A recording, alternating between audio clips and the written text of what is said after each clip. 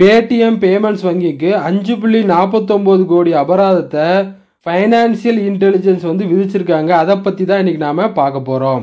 Online சூதாட்ட வருமானத்துடன் தொடர்புடைய PML சட்டத்தை மீறியதற்காகவும் பண மோசடி தடுப்பு சட்டத்தை மீறியதற்காகவும் பேடிஎம் பேமெண்ட்ஸ் பேங்க் லிமிடெடுக்கு நிதி புலனாய்வு பிரிவு வந்து 5.49 கோடி அபராதம் வந்து விதிச்சிருக்காங்க.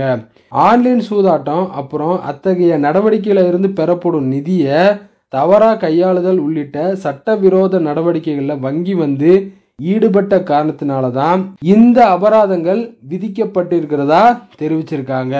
பேடிஎம் பேமெண்ட்ஸ் பேங்க் லிமிடெட் சட்டவிரோத நடவடிக்கைகள் தொடர்பான சம்பந்தமான தகவல்களை ஃபைனான்சியல் இன்டெலிஜென்ஸ் யூனிட்டுக்கு வந்து கிடைச்சிருக்குங்க. அதன் அடிப்படையில் தான் இந்த விசாரணையை வந்து ஆரம்பிச்சிருக்காங்க. பிஎம்எல் விதிகளோட பல்வேறு பிரிவுகளை பேடிஎம் பேமெண்ட்ஸ் பேங்க் லிமிடெட் வந்து மீறி இருக்காங்க. அதை மேற்கோள் காட்டி தான் வங்கிக்கு வந்து ஆரம்பத்தில் நோட்டீஸ் அனுப்பியிருக்காங்க. இதில் என்ன மாதிரியான விதிமீறல்கள் எல்லாம் இருக்குது அப்படின்னு பார்த்தோம்னா, பணம் செலுத்தும் சேவைகளையும் பயனாளிகளோட அக்கௌண்ட்ஸ் இருக்குது பார்த்தீங்களா, அதில் ஏஎம்எல் சிஎஃப்டி கேஒய்சி சம்பந்தமான விதிமீறல்கள் வந்து ஈடுபட்டிருக்குங்க.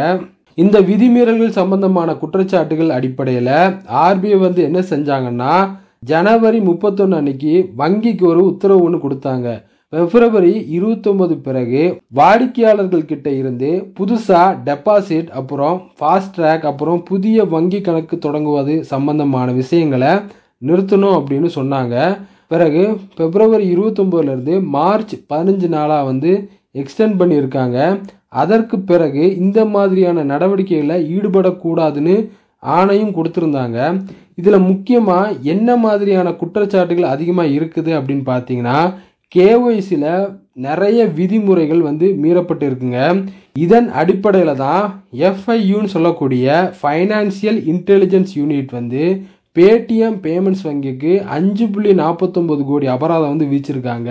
ஃபைனான்சியல் இன்டெலிஜென்ஸ் யூனிட் ஒரு மத்திய தேசிய நிறுவனங்க. இவங்களோட வேலை என்ன அப்படின்னு பார்த்தீங்கன்னா, சந்தேகத்திற்குரிய நிதிகள் சம்பந்தமான தகவல்களை பகுப்பாய்வு மற்றும் விசாரணை வந்து செய்கிறது.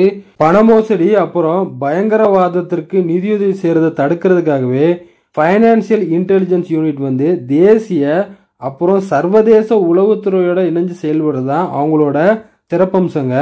நன்றி.